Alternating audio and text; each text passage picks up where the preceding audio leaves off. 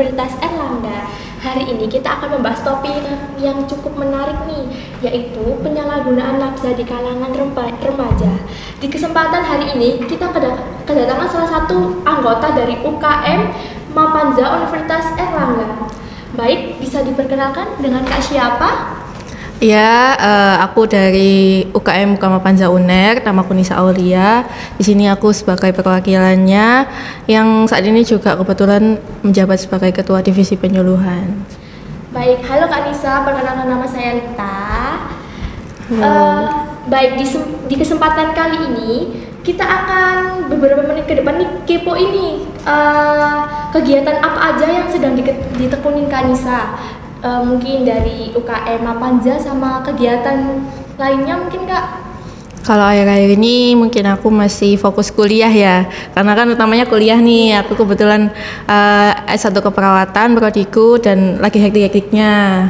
Selain itu juga aku aktif di beberapa organisasi termasuk di UKM Mapanza sama BEM FKP UNER. Kurang lebih kegiatanku sehari-hari ya wes kuliah, organisasi, terus pulang ngerjain tugas. Masih capek banget sih Kak. Betul. Baik, mungkin masyarakat di luar sana atau mahasiswa juga kurang tahu nih Kak, apa sih UKM Mapanza itu? Kan mungkin beberapa ada yang asing nih sama apa sih Mapanza itu, kalau boleh dijelasin secara singkat apa ya Kak Mapanza itu, di UKM Mapanza itu ada apa aja? Oke, jadi UKM Mapanza sendiri ini merupakan salah satu unit kegiatan mahasiswa yang ada di Universitas Erlangga. Nah, UKM kami itu berada di divisi khusus yang ada di UKM, dan juga memang singkatan dari UKM Mapanza sendiri itu adalah unit kegiatan mahasiswa peduli penyalahgunaan nafsa dan juga penyebaran HIV/AIDS. Jadi memang kami tujuan UKM-nya itu adalah ingin mengkampanyekan kepada orang-orang baik dari mahasiswa, masyarakat maupun anak-anak untuk mencegah adanya penyalahgunaan nafsa, dan juga kami sebagai mahasiswa itu merasa bahwasanya HIV/AIDS itu juga salah satu isu yang berkaitan dengan nafsa kan. Maka dari itu kami menginisiasi juga ingin menumbuhkan kepedulian terhadap masyarakat, mahasiswa dan juga orang-orang di sekitar kita tentang peduli isu-isu HIV/AIDS juga. Baik Kak, makasih atas penjelasan singkat tentang UKM Mapanza itu apa sih? Mungkin menurut kakak pribadi ya Kak, perspektif kakak tentang nafsa sendiri itu apa sih? Oke, untuk nafsa sendiri, singkatannya nafsa adalah narkotika, psikotropika, dan zat adiktif lainnya. Jadi memang nafsa ini merupakan singkatan dari 3 zat yang sering disalahgunakan dalam lingkup Indonesia maupun internasional. Narkotika sendiri ini merupakan golongan zat dari bahan alami maupun kimia yang mana dia bisa menyebabkan kecanduan. Selain itu juga narkotika itu bisa merubah tatanan saraf yang ada di tubuh kita. Selain itu ada psikotropika. Psikotropika ini merupakan zat baik dari bahan alami dan kimia yang mana psikotropika ini dalam bahannya itu ada zat psikoaktif yang bisa merubah kesadaran kita. Jadi kalau ada orang yang mengonsumsi psikotropika, mereka tuh biasanya mengalami halusinasi atau perubahan kesadaran. Selain itu juga nafsa nggak hanya yang sangat-sangat medeni gitu ya, kayak menakutkan gitu, enggak.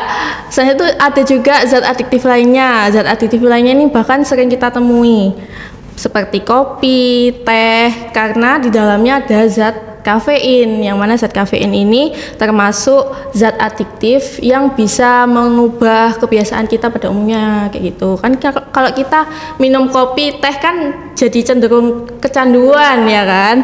Kadang kayak misal orang yang awalnya minum kopi bisa 1 gelas, tapi gara-gara setiap hari itu tingkat konsumsi kopinya bisa meningkat. Betul. Jadi kayak yang dari 1 hari jadi meningkat jadi 2 gelas 1 hari dan seterusnya. Seperti itu. Jadi bisa membuat kecanduan gitu Kak ya, jangka panjangnya.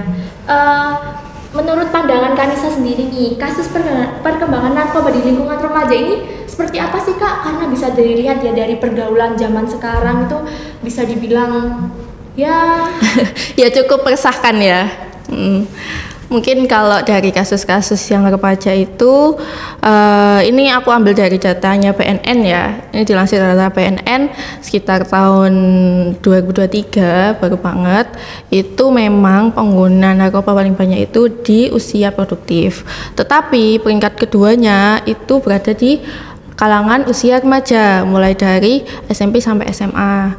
Bahkan ada golongan SD itu yang udah mengonsumsi, cuman memang masih belum banyak jumlahnya. Belum kelihatan kan gitu kan? Iya, masih belum. Alhamdulillahnya sih nggak banyak ya. Kalau banyak bahaya dong, ya kan. Tapi yang paling banyak itu memang dari kalangan SMA, sekolah menengah atas lah ya.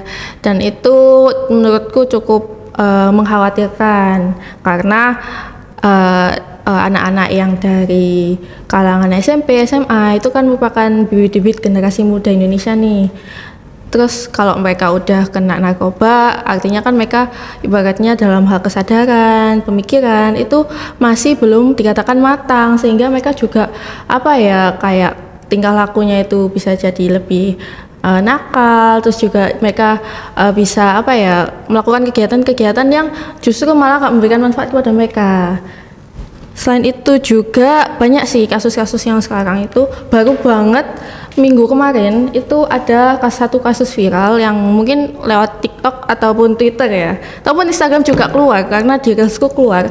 Itu ada salah satu anak, bahkan itu anaknya itu SD kalau nggak salah, itu diupload sama salah satu omnya, mungkin dia sudah pakai sabu, dan itu yang berdasarkan ciri-ciri yang aku lihat ya, itu dia dari fisik, terus juga cara memakai sabunnya, dia tuh udah lihai, yang mana pastinya si anak tadi itu udah mengonsumsi narkoba atau nafsa itu udah sejak lama, yang mana kita nggak tahu faktor apa atau hal apa yang mempengaruhi dia bisa sampai menggunakan nafsa begitu. Baik, mungkin alasan apa ya kak yang mendorong remaja saat ini tuh menggunakan nafsa gitu? Apa yang membuat jati diri mereka tuh kayak aku pengen mencoba ini gitu? Biasanya itu banyak ya faktor-faktor yang mempengaruhi itu. Jadi sebetulnya nggak cuman saat ini aja, tapi dari zaman-zaman dulu itu mungkin dari sebelum kita kecil, maksudnya sebelum kita menjadi anak-anak kuliah, mahasiswa, itu sudah ada apa ya, rantai nafsa yang terjalin mulai dari anak-anak. Bahkan seumuran kita dulu waktu kecil kayak SMP, SMA itu udah ada yang menggunakan nafsa, padahal mereka nggak tahu nafsa itu apa dan bahayanya apa. Jadi cuma coba-coba gitu ya kak? Iya betul, coba-coba. Selain itu kebanyakan yang menyebabkan anak-anak remaja di Indonesia itu mengonsumsi nafsa itu karena modus operandi bandar, yang mana biasanya bandar itu coba-coba kayak misal mereka mengelabui anak-anak remaja kayak lagi ngumpul nih di warkop atau di mana, terus dikasih tahu kalau ini loh ada jajan, ada apa, terus coba aja enak gitu. Nah mereka akhirnya nyoba pertama kok enak, ketagihan dan akhirnya mereka terus-terusan mengonsumsi nafsa. Dan kalau sepengetahuanku ya, dulu itu banyak banget yang kasus-kasus kayak misal nih ada sabu-sabu atau obat-obatan nafsa yang ternyata itu dimoduskan dalam bentuk permen. Iya, permen. Dan zamanku dulu kecil itu aku ingat banget ada salah satu permen yang bentuknya dot, yang ada bubuknya. Iya. Tahu Lita? Tahu. Nah, itu ada salah satu oknum yang menyalahgunakan produk itu. Jadi bubuknya yang harusnya dimasukin ke permen supaya lebih manis, itu diganti sama nafsa. Iya, jadi kan lebih bahaya ya. Jadi anak kecil kan kurang tahu ya kayak yang dimakan itu apa, itu nafsa atau bukan. Taunya itu permen gitu. Nah, betul banget. Apalagi kayak orang tua yang mungkin kurang memperhatikan anaknya, kayak oh ya udah itu kelihatannya permen biasa, tapi ternyata dalamnya hal-hal yang membahayakan. Nah, itu modus-modus seperti itu udah ada dari zaman dulu, bahkan sampai sekarang juga ada. Selain itu juga kondisi lingkungan seperti pertemanan. Selain itu juga hal yang ditonton di internet, sosial media itu benar-benar mempengaruhi cara mereka berpikir dalam narkoba, dan juga mempengaruhi alasan mereka kenapa mereka bisa mengonsumsi narkoba. Karena sekarang itu modusnya udah nggak pakai permen lagi ya. Kayak misal mereka main sosial media, habis itu kayak misal main Facebook gitu kan. Facebook kan biasanya ada tuh kayak admin-admin yang nyebar link atau apa, yang mana itu linknya kalau kita dimasukin ke sana, itu isinya tuh bandar-bandar yang lagi transaksi. Kan tuh kadang anak-anak nggak tahu ya yang kayak gitu. Nah itu juga salah satu hal yang mempengaruhi kenapa remaja itu bisa sampai masuk ke rantai penyalahgunaan narkoba. Dampak bagi mereka atau mungkin bagi orang lain itu seperti apa Kak, sehingga narkoba itu kayak harus benar-benar dihindari. Kita sebagai remaja itu jangan sampai masuk ke rantai nafza itu, karena kan bisa membuat kecanduan ya Kak ya. Betul. Dampaknya itu sebenarnya ada beberapa ya pengkategorian dampaknya. Yang pertama itu ada dampak fisiologis, yang mana dampak fisiologis ini mempengaruhi tubuh kita. Jadi ketika ada anak remaja yang mengonsumsi nafza atau narkoba, pastinya terlihat di badan mereka bahwasanya badannya semakin kurus, matanya cekung, terus juga mereka kelihatan lemas, bahkan terkadang mereka kayak terlihat ngefly. Jadi kayak kan setiap anak atau orang yang mengonsumsi nafza, mereka kan biasanya ngefly, kayak terlihat matanya sayu, terus sadar tapi nggak sadar, seperti itu. Dan itu juga ada dampak psikologisnya. Yang pertama itu emosinya jadi gak stabil, karena ketika mereka menginginkan mengonsumsi nafza, itu yang ada di pikiran mereka itu adalah hal kesenangan yang terus-terusan gitu loh. Jadi kayak mereka itu menginginkan rasa kesenangan dalam bentuk kayak ngefly itu atau halusinasi yang mereka pikirkan entah apa itu, dan cenderungnya mereka jadi lebih egois dan juga emosional, sehingga kalau misal diajak ngomong mereka itu cepat tersinggung, terus juga gak bisa santai, gak bisa kayak ngobrol biasa. Kalau semisal mereka disinggung hal yang sensitif dikit aja itu mereka pasti langsung emosinya membludak, langsung marah-marah. Selain itu juga ada dampak lingkungan, yang mana biasanya orang-orang yang mengonsumsi nafza ataupun anak-anak remaja ini mereka cenderung menyendiri. Mereka menyendiri karena banyak hal sebetulnya yang menyebabkan mereka itu menyendiri, tetapi ketika mereka sudah mengonsumsi nafza, mereka itu cenderung menyendiri karena mereka tidak mau urusannya itu diikut campuri dengan orang lain. Selain itu juga mereka terlihat prestasi akademiknya itu menurun, karena kan susah fokus, gak bisa konsentrasi, emosional, sehingga apa yang mereka pelajari di sekolah itu nggak bisa masuk ke otak.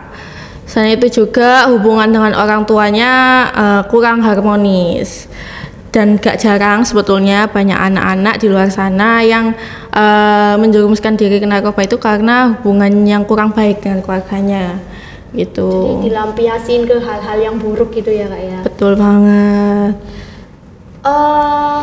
Tips agar kita dapat terhindar dari penyalahgunaan nafza nih Kak, apa aja? Mungkin bisa kita kasih contoh buat remaja biar nggak ikut-ikutan menggunakan barang yang salah. Nah, sebetulnya ini kami udah menginisiasi dari BNN juga ya teman-teman, karena kami sebagai UKM Ukama Panza itu juga mengikuti atasan kami yaitu BNN yang sudah menginisiasi hal tersebut dari awal. Ada 3 hal yang perlu ditegakkan dalam hal untuk mengurangi penyalahgunaan nafza. Yang pertama adalah self regulation, yang mana self regulation adalah mempertahankan tatanan hidup gitu. Jadi kayak kita sebagai manusia, sebagai orang itu punya prinsip khusus dalam hidup kita, yang mana kita harus tahu mana yang baik, mana yang buruk untuk diri kita. Yang kedua ada assertiveness. Assertiveness ini adalah pribadi yang mana kita membangun pribadi diri kita untuk berani berbicara di depan umum, terus juga kita berani untuk menyampaikan hal-hal yang sekiranya kita itu kurang serak atau sekiranya kita itu mau memberikan ide baik itu diterima atau tidak. Nah, itu assertiveness. Jadi kita salah satu caranya untuk menghindari dampak penyalahgunaan nafza itu kita wajib untuk bisa mengutarakan perasaan kita, supaya kita nggak mendem perasaan dan juga nggak muncul overthinking. Iya kan? Banyak kan kalangan remaja sekarang tuh dikit-dikit overthinking gitu. Betul banget. Bahkan kadang-kadang ini yang kuliah juga overthinking ya. Banget. Terus yang terakhir ini ada yang pertama tadi self regulation, assertiveness, dan juga reaching out. Reaching out sendiri ini artinya adalah berani untuk menghubungi orang lain atau orang terdekat. Yang mana ini juga poin penting ya, Lita. Soalnya kita itu hidup nggak cuman sendirian. Kita membutuhkan orang lain juga. Maka dari itu, kalau misal kita sekiranya butuh teman curhat, butuh teman yang ingin diajak berdiskusi atau apa, itu kita wajib untuk mengutarakan gitu ke orang-orang terdekat supaya orang-orang itu bisa mengetahui perasaan kita. Jadi mereka nggak salah paham. Selain itu juga mereka bisa mengetahui bahwasanya diri kita itu seperti apa, kepribadian kita seperti apa, dan juga akhirnya timbul perasaan saling menguntungkan gitu. Kita bisa tahu mereka juga tahu kita. Dan akhirnya juga kita terhindar dari dampak-dampak penyalahgunaan nafsa yang menghantui kita. Baik nih Kak, balik lagi ke pertanyaan utama tadi tentang UKM Mapanza nih. Peran UKM Mapanza terhadap pencegahan bahaya narkoba khususnya di lingkungan universitas itu gimana? Oke, kalau dalam lingkup universitas itu kita khususnya tuh mengkampanyekan isu-isu yang harus diketahui oleh mahasiswa UNER. Karena bahasanya kalau nafsa itu kan suatu kasus yang kelihatannya tuh besar tapi disepelekan. Seperti kayak aku sering lihat ya. Jadi kayak misal mereka itu lihat kasus di TV orang tertangkap menggunakan narkoba dan sebagainya, mereka kayak wah keren, wah kok takutin gitu ya, kok keren ya, nakutin banget gitu. Tapi ternyata ada kasus narkoba yang di sekitar mereka justru malah mereka acuhkan, mereka nggak peduli karena entah alasannya takut dilabrak atau takut diserang. Karena kan biasanya menggunakan hal-hal seperti itu orang-orang yang punya kekuasaan ya, bisa dikatakan seperti itu. Jadi mereka takut terancam dan sebagainya. Nah itu kan menurutku ya itu sebagai bentuk standar ganda yang harus diperbaiki, karena itu nafsa, HIV/AIDS itu merupakan kasus-kasus atau isu-isu yang sangat-sangat vital gitu, karena kan ini menyangkut generasi muda selanjutnya, terutama Indonesia kan tahun 2045 akan menjadi Indonesia generasi emas seperti itu. Selain itu juga UKM Mapanza ini menjalankan prinsip mahasiswa ya, agent of change. Jadi kami juga harapannya bisa memberikan wadah kepada mahasiswa, terutama mahasiswa Airlangga, untuk melaksanakan peran agent of change mahasiswa, terutama dalam isu-isu nafsa. Itu karena kita juga sering mengkampanyekan, saya itu kita sebagai penjembatan PNN dan masyarakat, kita juga bisa memberikan edukasi dasar, kemudian juga pengetahuan seputar nafsa ataupun HIV/AIDS yang perlu diketahui oleh masyarakat, anak-anak, dan juga lingkup mahasiswa. Karena di kami sendiri itu waktu PKKMB pasti ada kan, ada. Salah satu rangkaian kegiatannya di dalamnya itu ada edukasi mengenai nafsa dan juga hal-hal lainnya yang berkaitan dengan nafsa. Dan juga di UNER sendiri itu ada salah satu peraturan rektor ya, yaitu tidak boleh merokok di lingkungan kampus. Nah itu juga yang memberikan edukasi itu dari Mapanza. Itu bukan undang-undang dari Mapanza ya, tetapi kami sebagai salah satu perwakilan dari mahasiswa yang memang bertugas untuk mengkampanyekan nafsa, yang di dalamnya zat aktif lainnya kan ada rokok tuh. Nah, kami juga menginformasikan kepada teman-teman mahasiswa bahwasanya rokok itu tidak diperbolehkan di lingkungan kampus karena banyak alasan yang menyertai mengapa tidak diperbolehkannya merokok. Itu. Baik, terima kasih nih Kak atas waktu yang telah diluangkan untuk hadir dan memberi ilmu untuk kita semua. Tapi mungkin untuk terakhir nih Kak, ada nggak sih closing statement untuk Kakak bisa berikan untuk remaja-remaja yang di luar sana yang mungkin mau kayak biar mikir gitu Kak, biar nggak terjerat ke lingkaran yang sama, lingkaran yang gelap gitu kalau mau ibaratnya kalau udah nyemplung susah keluarnya. Oh iya gitu. betul banget. Oh iya betul banget sama yang dikatakan Kak Lita ini ya, bahwasanya kalau sudah terjerumus ke lingkaran narkoba itu gak ada kata sembuh, nggak bisa sembuh. Kenapa? Karena kecanduan itu bakalan muncul terus-terusan, terutama apabila ada pemicunya.